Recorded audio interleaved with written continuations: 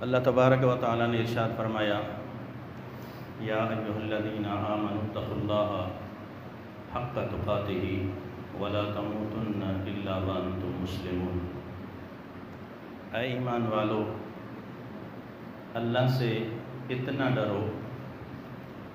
ڈرو کہ جتنا اس کا ڈرنے کا حق ہے۔ ولا تموتن الا وانتم مسلمون۔ یاد رکھو، کلمہ پڑھا ہے تو مرتے دم تک مسلمان رہنا۔ عزیزان محترم، تعلق جس سے بھی رکھیں مضبوط رکھیں، نسبت جس سے بھی رکھیں، دوستی جس سے بھی رکھیں مضبوط رکھیں، پھر اسے نبھائیں۔ تعلق بندوں سے ہے تو پھر اس کو نبھائیے بھی۔ نبھانے کا حق کیا ہے؟ جہاں میرا تعلق ہو وہاں پھر مجھے چاہیے اس تعلق کو نبھانے کے لیے ہمیشہ ایسی بات کروں جو اس تعلق کو مزید مضبوط کرے، نہ کہ اس تعلق کو ختم کرے۔ تعلق کب ختم ہوتا ہے؟ ایک تو ہمارے اندر آج انتہائی مزاج میں منافقت آتی جا رہی ہے۔ ہم سامنے کچھ ہوتے ہیں اور پیٹھ پیچھے کچھ ہوتے ہیں۔ میرے آقا کریم صلی اللہ تعالیٰ علیہ وسلم نے فرمایا کہ رشتے توڑنے والا جنت میں نہیں جائے گا، بلکہ رشتے جوڑنے والا جنت میں جائے گا۔ اور آپ یہ بات اچھے طریقے سے جانتے ہیں کہ رشتے کب ٹوٹتے ہیں؟ جب آپ سنتے ہیں، یار فلاں سے یہ امید نہیں تھی کہ اس سے یہ بات میرے بارے میں ایسے کہتا ہوں، بس دل میں ایک میل پیدا ہوتا ہے، یہاں سے تعلق ٹوٹتے ہیں، رشتے ختم ہوتے ہیں۔ فلاں سے یہ امید نہیں تھی کہ اس نے میرے بارے میں یہ جملے کہے۔ اس لیے میرے آقا کریم صلی اللہ تعالیٰ علیہ وسلم نے فرمایا، تعلق بھلے کم رکھو لیکن اسے نبھاؤ ضرور۔ اس لیے کہ میرے آقا نے فرمایا کہ تعلق اور رشتے جوڑنے والا جنت میں جائے گا، توڑنے والا جنت میں نہیں جائے گا۔ اس لیے میرے ساتھیوں، رب کے بندوں سے تعلق ہے، اسے نبھاؤ، اور اسی طرح رب رسول سے جو تعلق ہے اسے بھی نبھانا چاہیے۔ رب رسول سے جو تعلق ہے اسے ایسے نبھاؤ جیسے نبھانے کا حق ہے۔ یا ایھا الذین آمنوا اتقوا اللہ حق تقاتہ ولا تموتن الا وانتم مسلمون۔ ایک جملہ سننے میں آتا ہے کہ مسلمانی آسانی۔ اس جملے نے جو شریعت کو تار تار کیا ہے، ہم یہ سوچ بھی نہیں سکتے کہ اس جملے کی وجہ سے آج جو شریعت کی دھجیاں اڑائی گئیں وہ اسی جملے کی بنا پر اڑائی گئیں۔ ہم ہر ناجائز کام کر کے کہتے ہیں بس مسلمانی آسانی کرو۔ نہیں میرے ساتھی، مسلمانی اتنی بھی آسانی نہیں ہے۔ مسلمانی اگر اتنی آسانی ہوتی تو بڑے بڑے صحابہ کرام یوں سولیوں پہ نہ لٹک جاتے۔ مسلمانی اگر اتنی آسانی ہوتی تو حضرت امیر حمزہ کے 11 ٹکڑے نہیں کیے جاتے۔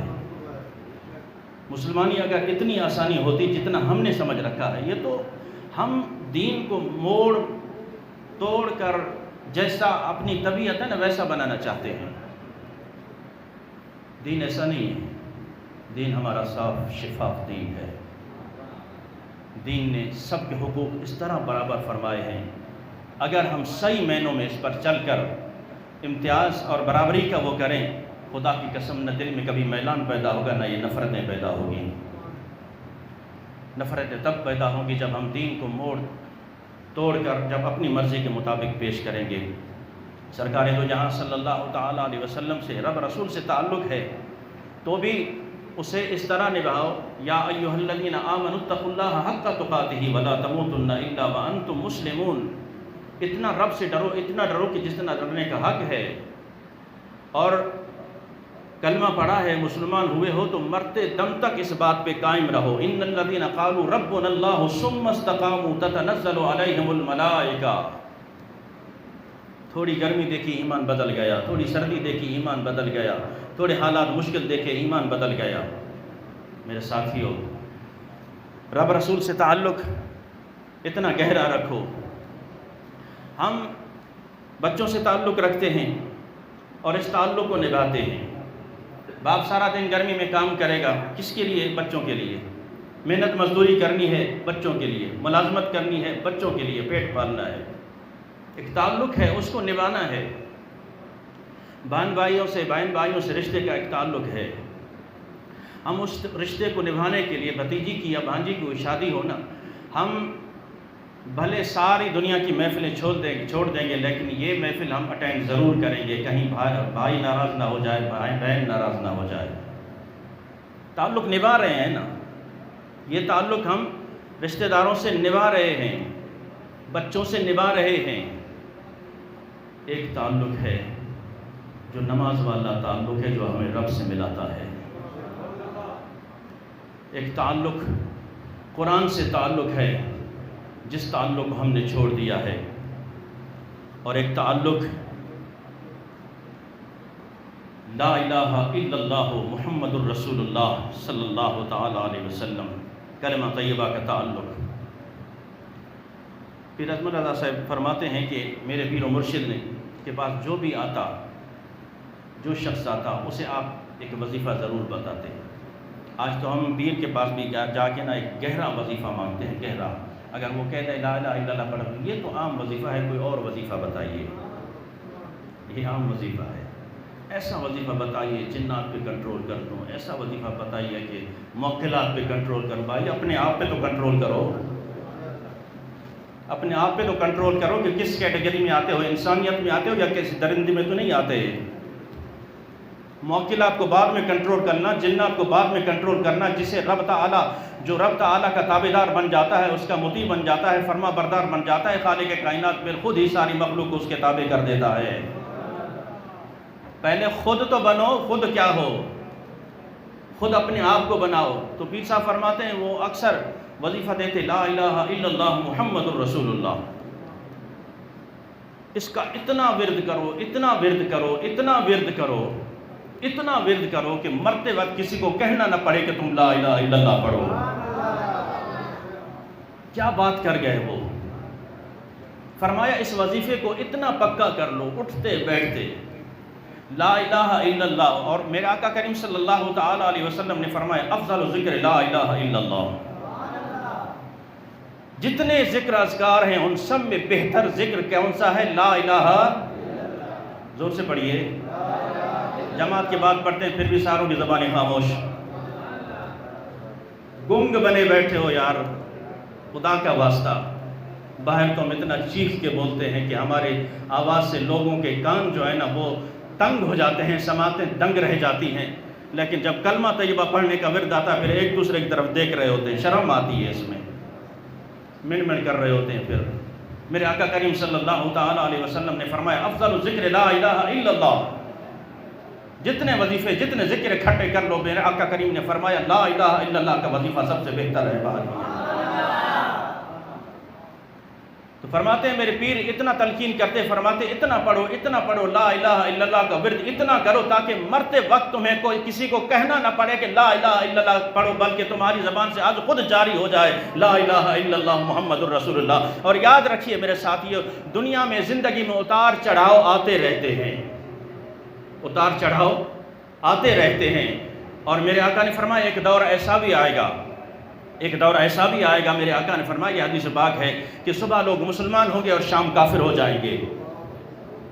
ہم شاید کافر اس کو سمجھتے ہیں جو ہمارے نظریے میں کلمہ نہیں پڑھتا، وہ ہندو ہے وہ کلمہ نہیں پڑھتا، لیکن ہم بعض اوقات ایسے جملے بول جاتے ہیں، ایسے جملے بول جاتے ہیں جن سے ہمارا ایمان ہمارے ہاتھ سے چلا جاتا ہے، کفریہ کلمات ہمارے منہ سے نکل جاتے ہیں۔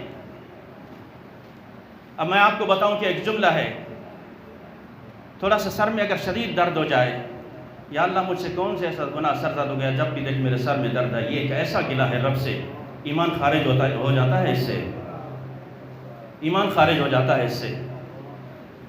اور ایسے کئی جملے ہیں جو ہم رب تعالیٰ کی ذات پر کستے ہیں، اس کے نبی صلی اللہ تعالیٰ علیہ وسلم پر کستے ہیں، اور ہمیں معلوم تک نہیں ہوتا۔ صبح مومن ہیں، شام کافر ہو جاتے ہیں، دائرہ اسلام سے خارج ہو جاتے ہیں۔ مومن پکا وہ ہے، مسلمان وہ ہے مرتے وقت جس نے کہا لا الہ الا اللہ محمد الرسول اللہ۔ دنیا بھی گواہی دے گی واقعی یہ دنیا سے مسلمان گیا ہے۔ تو میرے ساتھیوں، اس کلمے کو، اس وظیفے کو اتنا پکا کر لو۔ زندگی کے جتنے اتار چڑھاؤ آتے رہتے ہیں، بندہ اپنی زبان سے پھسل کر اگر کوئی ایسا جملہ بول بھی جاتا ہے جسے اسے خود کو پتہ نہیں لگتا، لیکن یہ بار بار کلمہ پڑھنے سے رب تعالیٰ کے اس دین میں تو داخل رہو گے، اسلام میں تو داخل رہو گے۔ لیکن مصیبت یہ ہے جب پڑھنے کا ٹائم آتا مسلم بھی نہیں پڑھ رہے ہوتے، زبانیں خاموش ہو جاتی ہیں۔ میرے ساتھیوں، اللہ تبارک و تعالیٰ میں پڑھنے کی توفیق عطا فرمائے۔ تو میں عرض کر رہا تھا کہ رب تعالیٰ سے تعلق نبھاؤ، ایسا رشتہ نبھاؤ جیسے نبھانے کا حق ہے، جیسے نبھانے کا حق ہے۔